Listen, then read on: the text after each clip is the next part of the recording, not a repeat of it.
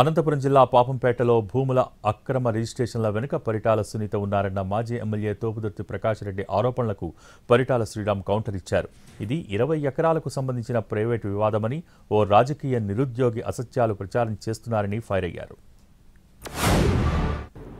మరి ఈ రోజు కూడా విద్యారణ్య నగర్లో వీళ్ళు వసూలు చేసిన ఇళ్లకు రిజిస్ట్రేషన్ లేదు, చట్టబద్ధత లేదు.